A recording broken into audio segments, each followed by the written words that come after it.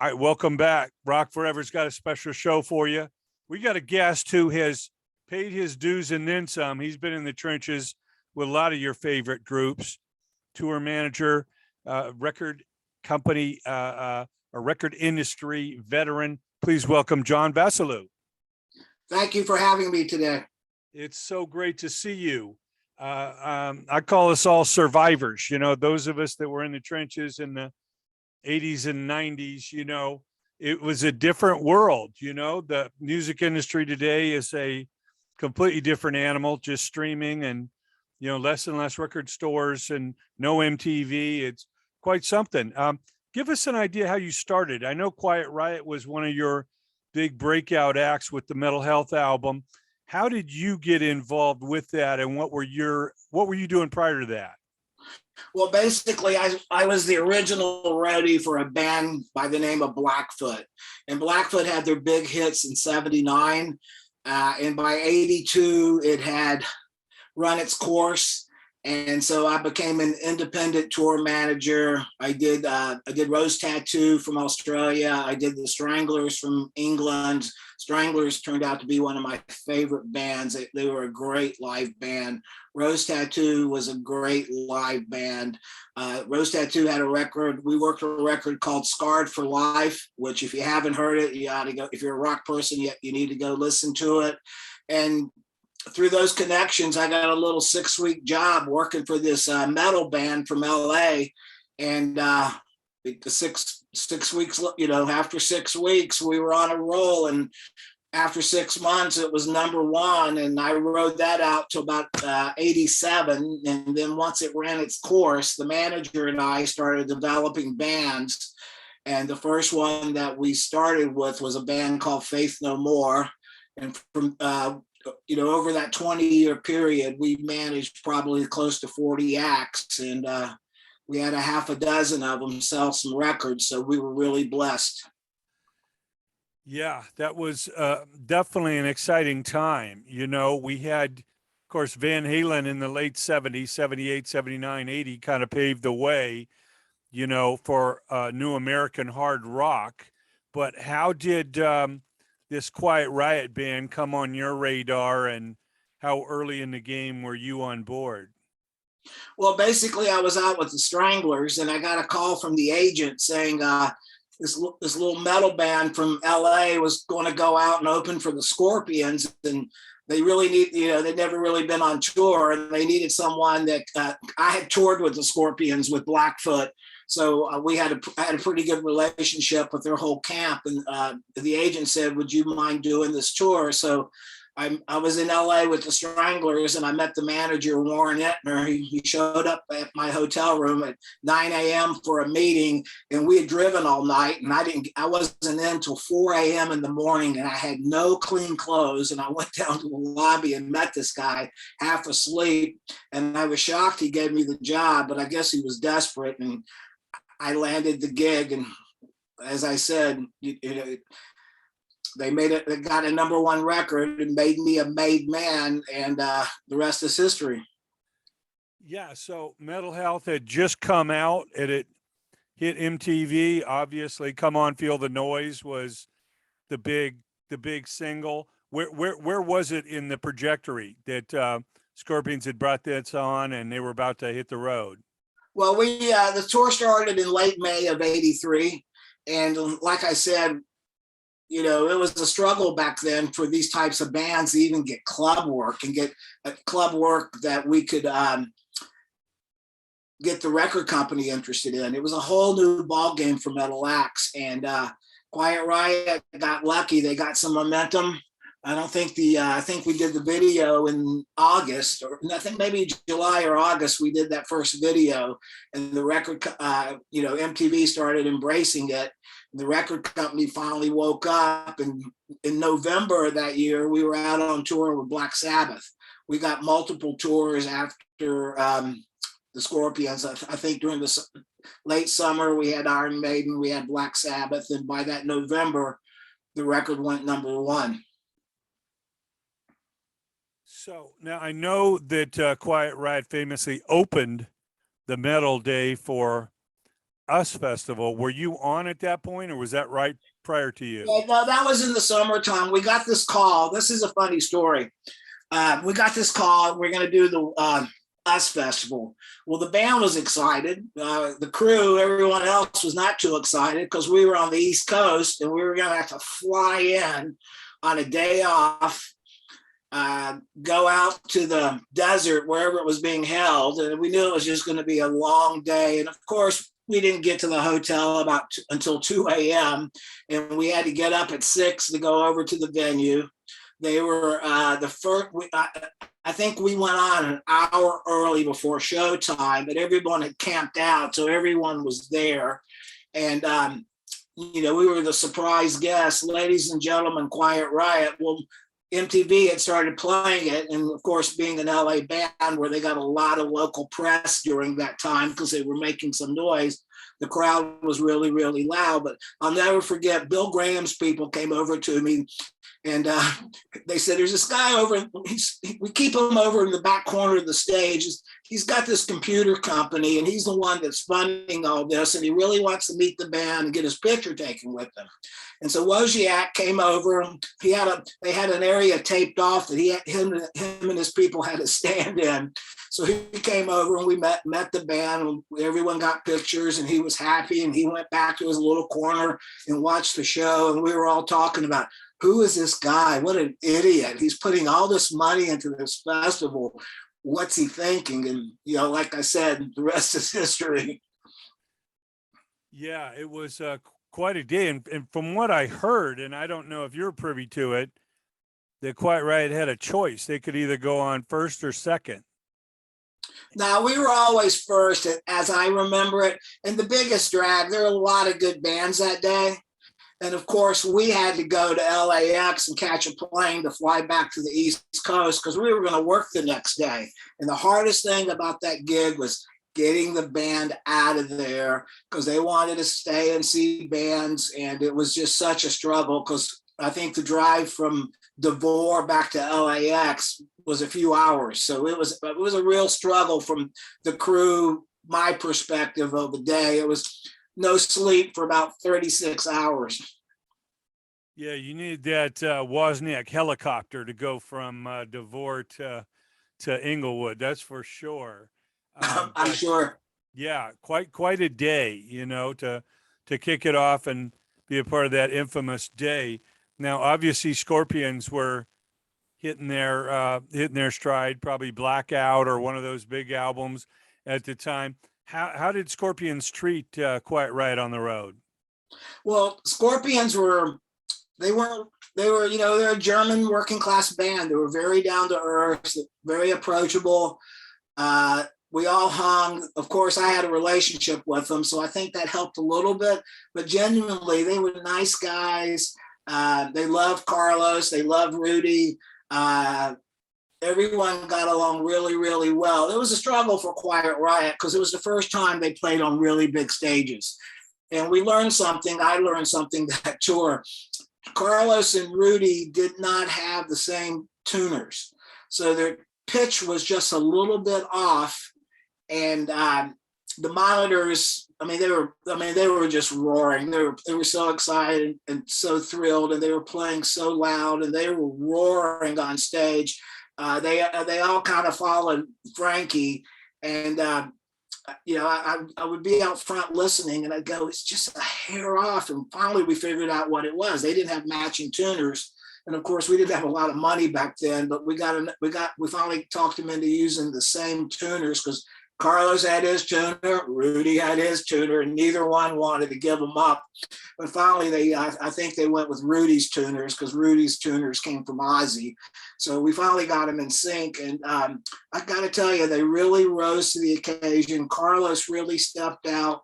I tell people the secret to Carlos Cavazo was the fact he played guitar every day. Every day he had a guitar in his hand. He sat on that bus, he sat in that hotel room, and he played his guitar. Had a little classical nylon string guitar. He played it all the time. And when he hit the stage, he was ready to play. And he lived in that tuning room before the show when we'd come over for sound check. Everybody else would be out having fun. Carlos would be sitting in the tuning room playing his Jackson, getting ready for the show. So I was really impressed with Carlos. He rose up to the occasion and played his skinny little butt off. Yeah, I always say, you know, seeing him around town, and of course coming from the group Snow, he was like a prodigy of you know, Edward Van Halen and Randy Rhoads, you know, and I know he looked up to those guys, and those guys never put the guitar down either. You know, it was definitely in the blood, and you know, I saw that in Carlos, that he was dedicated. He wanted to be in those magazines. He wanted to be on TV. You know, he really saw what Van Halen and of course Ozzy with Randy had done. Yeah, and he also wanted that haircut. I'm telling stories on him, but he had to get that hair perfect before he went out there. But I asked Carlos, I said, Carlos, how did this all start for you? And he said he was 8 years old. His dad brought home a Beatle record, and he heard that. And the next thing he wanted was a guitar. So, you know, what was it, about 13, 14 years later, he's playing his ass off. So quite impressive guitar player. Yeah, I wish that guy all the luck in the world. Yeah, he's been a little quiet lately. Hopefully we'll see him back roaring, you know, one of these times. Now, this was Metal Health. How long did you work with QuietRiot? Because obviously Condition Critical, the second album, was coming up after the tour. I'm sure CBS wanted to get him back in the studio, so they had another product out there. Yeah, it all changed. I'm telling stories again. The record went to #1 right before Thanksgiving. We took off for the Christmas break. We came out after Christmas and did like 6 headline shows. And I wasn't living in California. I was living in Florida. So when we came out, I think we started right after Christmas in Birmingham, Alabama. And it was a different band. They had changed. They went home. They were full of it. It was a real struggle to get them to focus. They came back out rock stars. Everything changed. A lot of pressure from the record company. They wanted those hits. They wanted those record sales. Of course, the band. I mean, when I met him, Carlos was living in Kevin's apartment. I don't think he even had a car, you know, and the guys had all struggled, you know, living in LA, and all of a sudden they got a taste of it and it went through the roof. And after that Christmas run, I think we took a little break and we came back out with the new record, and we came back out with a headline tour. And, you know, now we were dealing with Beatlemania, and it was a lot of work. Yeah, well, of course, QuietRiot was around previous to this, you know, with the Randy Rhoads incarnation, but, you know, playing the Starwood was about as big as they could get, you know, but now all of a sudden, you know, they signed with Pasha through CBS, and, you know, made that record right there on Melrose, right next to Paramount Studios and Astro Burger, you know, the famous Pasha spot. But yeah, you know, Astro Burger. I was just there recently. Astro Burger is still there. You know, and the strange thing too is, you know, they went from you know, trying to get gigs in LA, and all of a sudden we are 5 trucks, lasers, pyro, had a huge mask hanging over the center of the stage. You know, we had a big crew. I think we were about 40 people on the road. I mean, it went just absolutely through the roof. And the sad part of it is, as the record sales declined, all that slowly faded away. You know, so we wrote it out. You know, I think we pretty much hung it up in about '87. So it was probably almost a 4-year run. yeah, I know, as exciting as it is to see something kind of blossom and turn into something bigger, it's even harder to watch that something big deteriorate and chip away. And I know egos gets bruised, and obviously you're looking at revenues declining and cost staying the same, if not going up, just with the cost of living. and you're trying to figure out how to scale back. Because I know these record labels, you know, they go for bear. They're looking at that tour and that album as being bigger than the first one, and this being a perennial, you know, arena act. And then you get hit with the, you know, the reality of the times, or the backlash, so to speak, of two albums with similar covers and two Slade cover songs coming out. And I had heard Kevin didn't even want to do the first Slade record, but you know, the second one seemed to be a shortcut to get back to that spot. And that's got to bruise your ego if you want to be known as a songwriter. And the lead singles off both albums are a cover song. What was the feeling inside the camp as they saw, or what were the, you know, red flags that were coming back to hit them? Well, first of all, you know, it's a #1 record, you got a better chance, I think, of winning the lottery. And when they went #1, they were up against Michael Jackson, who was on the same label. They were up against the Police. I think they were up against Sting. I mean, the top 5 was just loaded with superstars. So they did, you know, for them to go #1 to sell those records, they it was.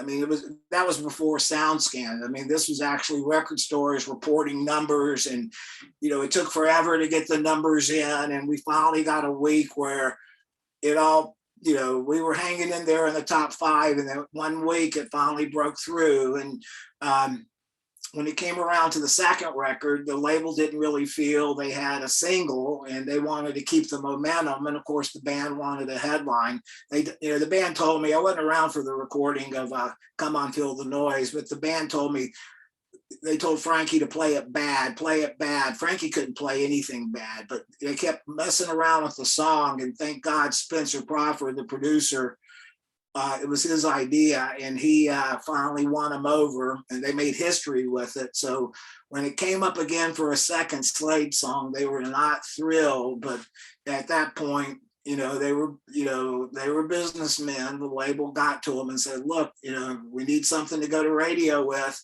And the thing about CBS was they were really hands-on. Those guys, you know, they came out and talked to the band. They were realistic.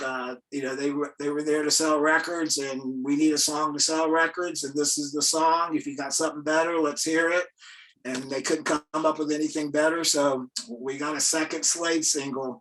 And the funniest thing was, we were in England on tour, and the Slade guys came to see the band, I think in Birmingham at the Odeon. I'll never forget, I walked in the dressing room and I said, "Guys, the Slade guys are outside. They want to come in and see you." And they all panicked. They were embarrassed. They thought these guys are going to come in and just make fun of them and give them a hard time. And the Slade guys were so sweet and so appreciative, and gave the band all hugs and made them feel like, "Welcome to the club, guys." And it was a really, really, really nice night for the band. Yeah, I'm sure it was. You know, Slade wasn't as big in America as they were in England and in Europe, but they were massive. They had like 40 hits over there. So Right. the string and all that was massive. Now, you stayed with them through QR3. Quiet Riot 3 was the follow up, Correct. and obviously the tour had scaled back. You're playing smaller venues, or were they doing co-headliners at that point? I think we were, you know, my memory is we were playing smaller venues. The band started realizing what was going on. It was not a happy time, you know. It was not a happy time. You know, we were cutting production back. We were pushing, flipping the stages, pushing seats, you know, forward closer to the stage, making the hanging drapes, making the rooms look smaller. It was not fun times at all. But we were, you know, we were committed. We were out working, trying to sell records. So I mean, I give him credit that Kevin went out and did his job. You know. Yeah, no, it's harsh to be doing damage control like that. Now, how did your partner Warren come about to manage Quiet Riot? And was he managing any other known acts before that?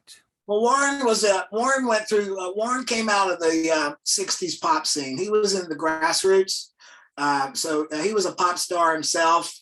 I'm trying to remember how he got turned on to Quiet Riot, but someone had turned him on to Quiet Riot early when Randy was in the band with Kelly Garney with the original band, and nobody wanted to sign him. He got Japan to release a couple records, but nobody in the States wanted to know him. They tried every trick in the book to get signed. They got flatbeds, rode out in front of the record companies and played. They did everything to try to get signed. Nobody would sign him. And Warren kind of washed his hands of it because there was just no interest.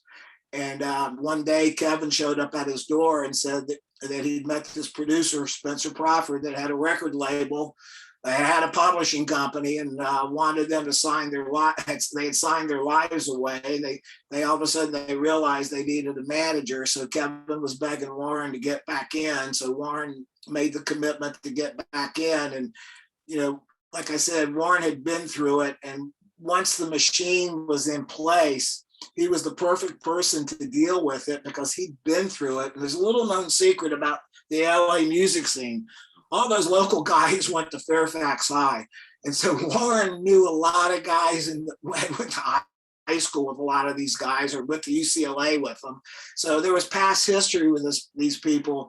And, it's not about what you know, it's about who you know. So he was pretty good about politics. He knew how to get these guys to make a commitment or at least get the truth out of them. To, either we're going to do this or we're not going to do it.